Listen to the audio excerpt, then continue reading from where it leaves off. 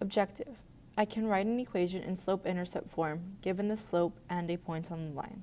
So if a line has m, which is the slope, and the 0, comma b, b being the y-intercept, then the line can be written in slope-intercept form, which either looking at our formula chart or remembering throughout the 8th grade curriculum is y equals mx plus b, where m represents slope and b represents y-intercept. So we've been talking about this all year. If we have slope and the y-intercept, then we can write our equation. However, we are not given both the slope and y-intercept. Now we're given the slope and a point on the line, a random point, not necessarily where it crosses the y-intercept.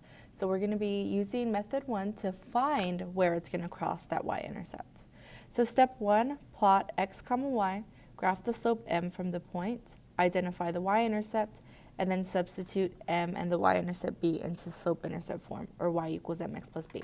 So let's go ahead and do step 1 first, where it says plot x comma y. So my random point that we have for this graph is 2, comma 2. So x is 2, y is 2.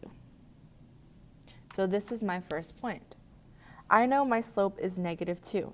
Now this is an integer. Whenever it's an integer, I know that I need to have it as a fraction. So that way I can use rise over run. Whenever an integer, I can put it over 1. Negative 2 divided by 1 is still negative 2. I am not changing the value of it. But now since my rise is a negative 2, I know this is telling me to go down 2. And remember, we're always going to the right for the run, right 1. So from this first point that I plotted, 2, comma 2, I'm going to do down 2, 1, 2, right 1. Put another point. Down 2, right 1. Down 2, right 1. I'm going to keep repeating this until I run out of space on my graph. And now that we have these points, I'm able to draw a line. So I'm going to get my ruler, and I'm going to connect all of these.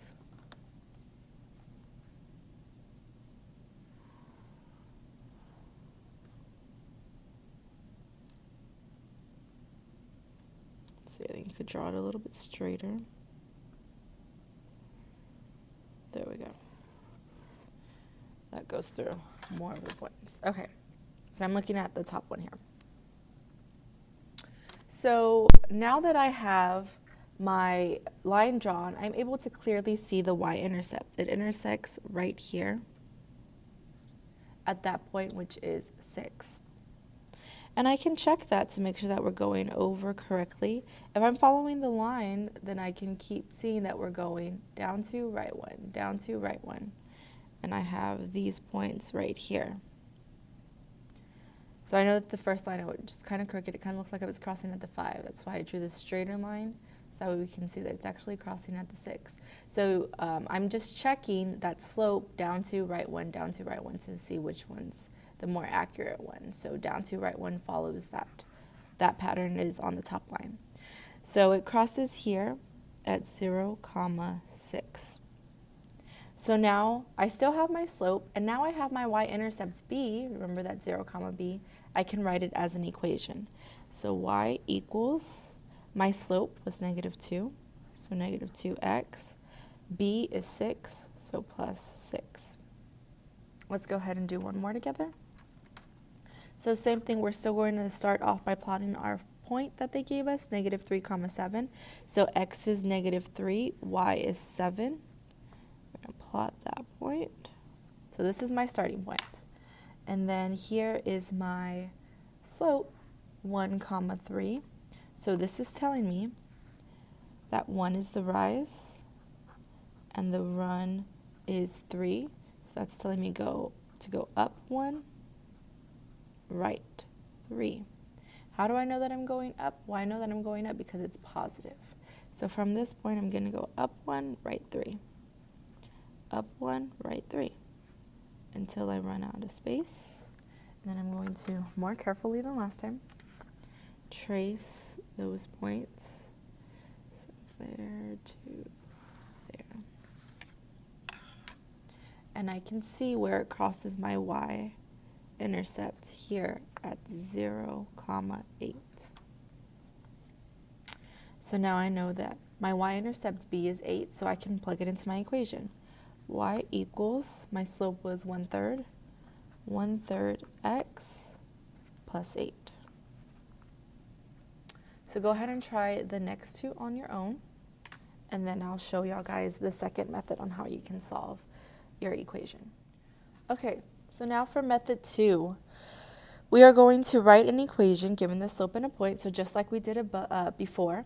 But with method 2, we're not going to draw a picture. We're not going to use a graph in order to find the y-intercept. We're going to use our equation only. So step 1, write equals mx plus b. Step 2, substitute the slope m and the point x comma y. 3, solve for the y-intercept b. Substitute only the slope m and the y-intercept b into the slope-intercept form, y equals mx plus b. Okay, so let's go ahead and start off by writing slope-intercept form. Y equals mx plus b. But now we're going to plug in our slope. So y equals, I know my slope is 3, so it's 3x plus b. Well, I know a point on this line. This is x comma y, right here. So we're going to substitute y. What did I say y was in the point? 1. So 1 equals 3 times x. But I know what x is. X is 8 plus b. So now we're just going to be solving for b. 1 equals 3 times 8 is 24 plus b. I need to move the 24 to get b on its own. Right now they're adding, so I need to say, okay, this is a positive 24. To cancel it out, I'm going to subtract 24 from both sides. So I get negative 23 equals 24 minus 24 is 0 plus b is just b. So I know b is equal to negative 23. So now I know my slope m, and I know my y-intercept b. I can plug it into y equals mx plus b form. So I have y equals 3x, because my slope was 3, minus 23, because my y-intercept b was negative 23. So I have my equation. So if you have trouble solving for b, we do have calculators, so we can type in 1 equals 3 times 8 plus b into nsolve, comma b at the end, and solve for b instead of doing it by hand. But it's really easy to do by hand because we're just doing a couple steps. But if you would like to check it using nsolve, you can use nsolve. Make sure you put comma b because we're solving for b in this case.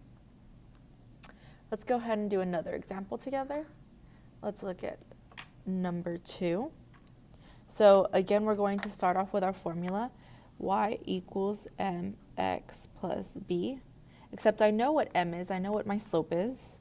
So let's plug it in. Y equals 1 over 2 x plus b. And I actually do have a specific point on that line, and I do have an x and y that works in this equation. So I can plug these in. So y equals, y is 0. And then I have 1/2. For x, I can use 10, because that's an x on the line, when y is equal to 0, and then plus b. So then we can start multiplying this out. 0 equals 1/2 times 10 is 5 plus b. So what number plus 5 will give me 0? We can either think logically, or we can subtract 5 from both sides to cancel it out. So 0 minus 5 is negative 5 equals b. So I know b, my y-intercept. So now I know b and I know m. I can write an equation. Y equals, my slope m was 1/2 x, and then plus b was the negative 5, so it's going to be minus 5 because my y-intercept was negative. So let's go ahead and do one more, and then I'll let y'all guys try the last 3 on your own. But let's start off with our point here. So we start off with y equals mx plus b. Except I know what my slope is. I know what m is, so let's plug it in. y equals 7 over 9x plus b. And I actually have an x and y here, x comma y, so we're going to plug it in. Y is equal to -4, so -4 equals 7 over 9 times x is equal to -3, and then plus b. So let's go ahead and multiply this out. So I have -4 equals 7 over 9 times -3, so I'm going to actually work that out here on the side, times -3 over 1. We're just going to multiply across, so 9, 3 times 7 is 21. I can simplify them both by dividing by 3, so I get 7 over 3, should be -7 over 3. So I can write this here, -7 over 3 plus b. Now it's been a while since we've worked with fractions, but you have calculators. I'm just going to show you the long way. So we're going to add 7 over 3 to both sides to get rid of this -7 over 3. So plus 7 over 3. Again, I'm going to do my work over here, -4 plus 7 over 3. So I want to write it in terms of a fraction where my denominator is 3. So I'm going to do times 3. This is technically over 1 times 3. So then I get -12 plus 7 over 3 over 3. There we go. So -12 plus 7 is equal to -5 over 3. So I get b equals -5 over 3. Now I know that this was definitely more tedious than y'all guys have done in a while, since you have had calculators this year. So we can always check our answer with NSOLVE. When using NSOLVE to find b, it's probably easier to work with fractions, but it's pretty easy too if we have whole numbers. So you can kind of look at the equation and figure it out. But let's go ahead and get a calculator and check that. All right, so we have our calculator just to make sure that we did it correctly. So we're going to do menu 3.1 to open up NSOLVE. And I'm going to type in the one where we already have all the numbers plugged in except for b, because we can only have one missing letter in order to solve in order to use NSOLVE.